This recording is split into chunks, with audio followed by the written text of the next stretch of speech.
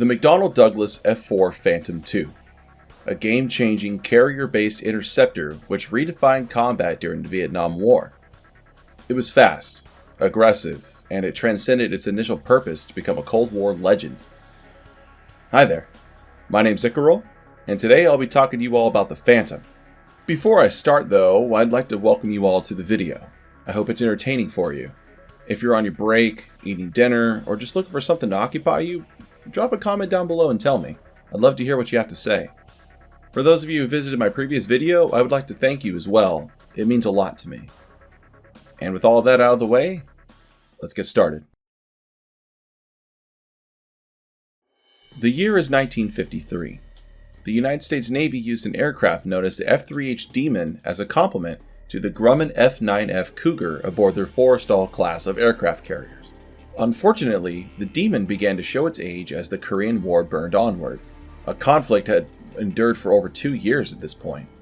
With the generally lacking armament and only a single engine to use, the aircraft certainly needed a facelift.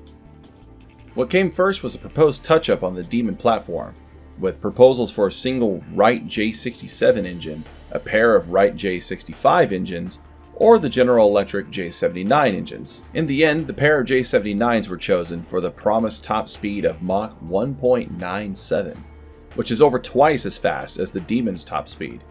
Additionally, it could carry a much more powerful radar in the nose cone, folding fin aerial rockets or F-4 rockets, 4 20mm cannons, and reconnaissance equipment. In 1954, the F-3H-G/H mock-up was designed, but was largely disregarded by the Navy for their already in service A-4 Skyhawk and F-8 Crusader. Between you and me, the long name probably didn't help either. What the Navy needed was something that could do everything. An all-weather fleet defense interceptor, which was a tough role to fill, and it was one that McDonnell Douglas didn't shy away from tackling.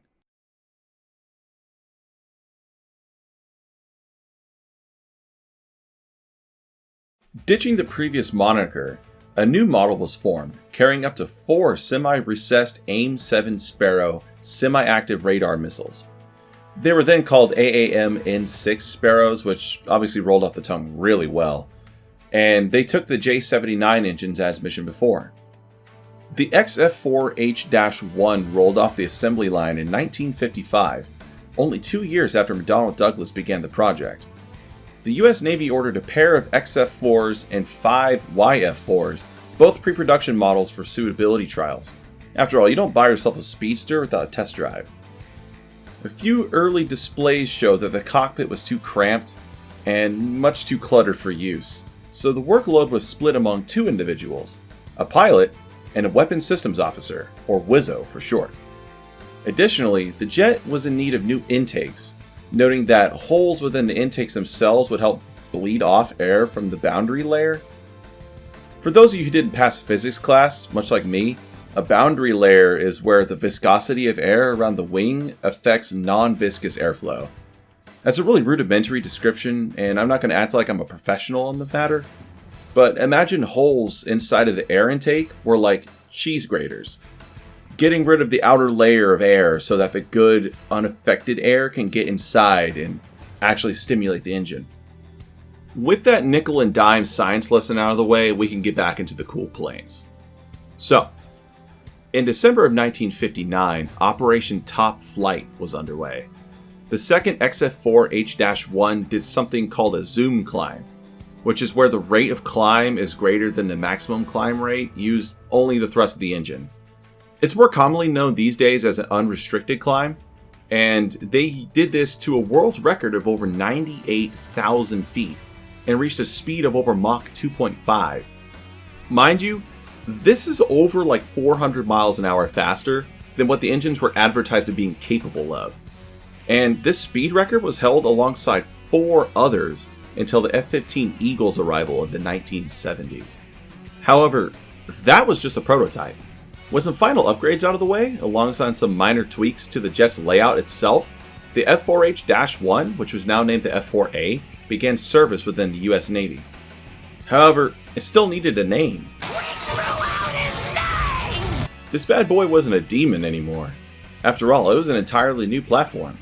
Names like Satan and Mithras were spitballed, but Due to the fact that they were both unapologetically religious in nature, they were overlooked for the name Phantom II, which was a homage to the FH-1 Phantom from the mid-40s.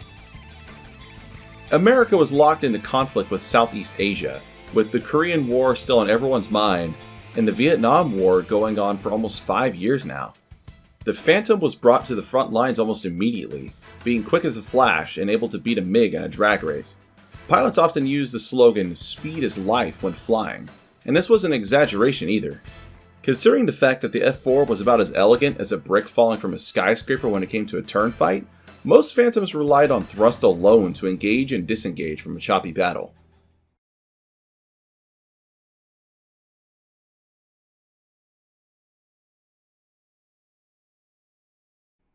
For many of its early engagements, the standard operating procedure was to fire a missile, be it from an AIM-9 Sidewinder heat-seeking missile or the aforementioned AIM-7 Sparrow, at a target.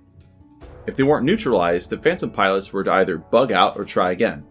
Many engineers believed that the days of gunfighting were long past, and if a gun was needed, the attached 20mm gun pods under the Phantom's wings would suffice. This was pretty quickly proven wrong. The Phantom was made to shoot down bombers, but no bomber flew alone. With every IL-28, a MiG-19 lurked just nearby.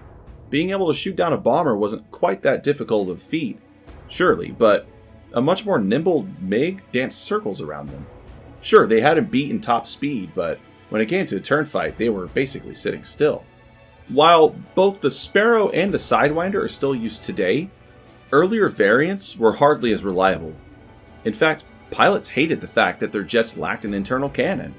There had been reports on record of pilots saying, quote, "Bullets are cheap and tend to go where you aim them. I needed a gun, and I really wished I had one." When I said that people were wrong in believing that the days of gunfighting were gone, that wasn't just an accusation. Due to the fact that it lacked a gun, the F-4 Phantom suffered over 30 aerial defeats from MiGs. You might think that with a rap sheet like this, a plane that lacked an internal cannon and had no way of fighting back close range, that the F-4 Phantom would be doomed from the start. Well, if you thought that, you might be relieved to know that you'd be wrong.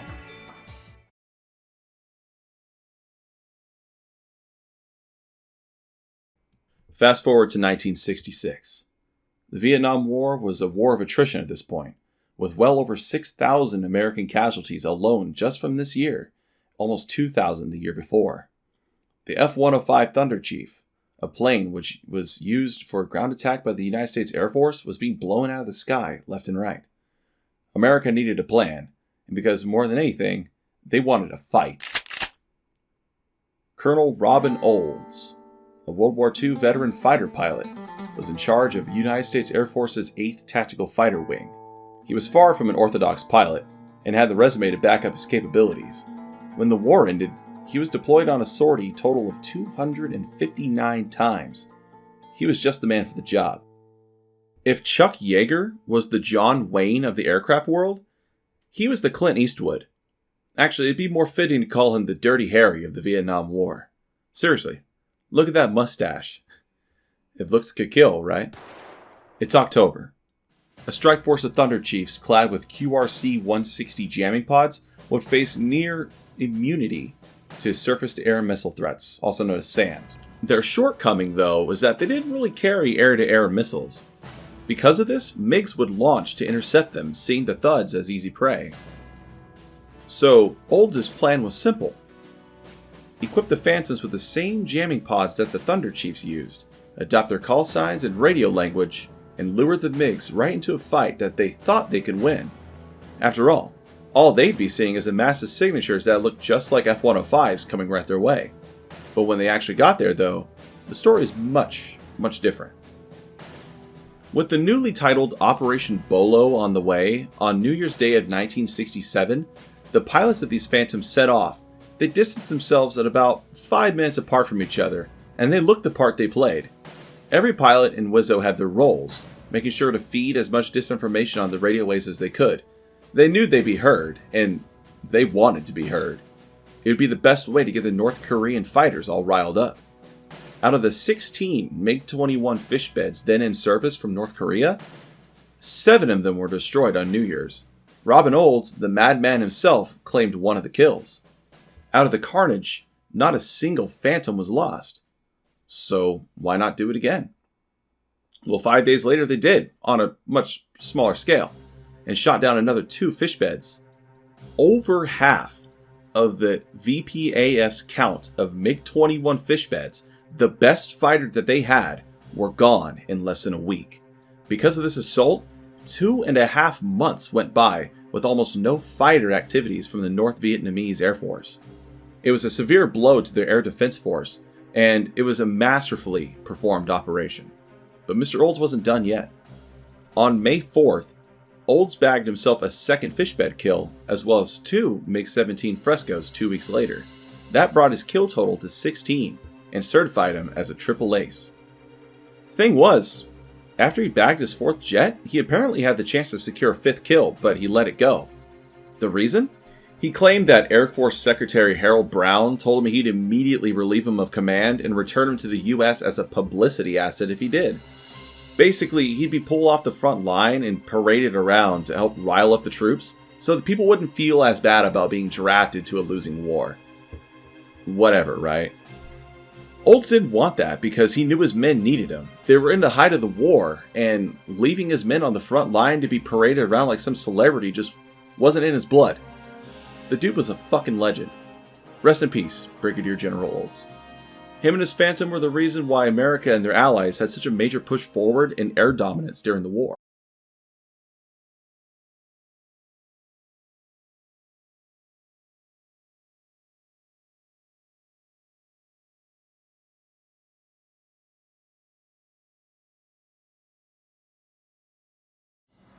While Robin Olds used the F-4C in his daring escapades, he knew its shortcomings. A lack of an internal cannon was a major issue that plagued more than just him. After all, I have to keep talking to you guys about it, right? Taking a gun pod would increase the Phantom's drag, something else which the already brick-like jet didn't need more of. Well, he got his wish. The Phantom would get a slight redesign. Well, at least for the US Air Force. Initially dubbed the F-110 Spectre to differentiate themselves from the Navy, then retroactively changed back to the F-4E moniker, this new upgraded model gained a bespoke 20mm V61 Vulcan cannon. A significant issue which the plane had since it found itself on the Independence back in 1960 would be handled in August of 1965. Additionally, the F-4E had a longer nose, one that came from the RF-4C recon variant. Though this nose job wasn't just for looks. Inside was an AN APQ-120 radar, and the Block 53 version of the F-4E even carried the AGM-65 Maverick missile, which is an incredibly capable air-to-ground missile that we still use today. Though America didn't keep their cards to their chest with the F-4, it seemed everyone wanted a piece of the Phantom pie, as well as wanting a crack at tricking theirs out. It was an incredible testbed for upgradability after all, much like the Honda Civic. Don't tell anyone I said that. The United Kingdom began to produce their own Phantoms, known as the FG-1 and the FGR-2. The main differences were that they used a different engine. Instead of using the J79 that the Americans had, they instead sprung from the Rolls-Royce Spey 203 engines, which produced more thrust, but a lower top speed. The Speys also had a knack for melting carrier decks, which is pretty cool if you ask me. On top of that, they also had the Skyflash missile, which was their own homemade proprietary semi-active radar homing missile. Basically the British AIM-7 Sparrow. Though unfortunately, every plane has to see retirement.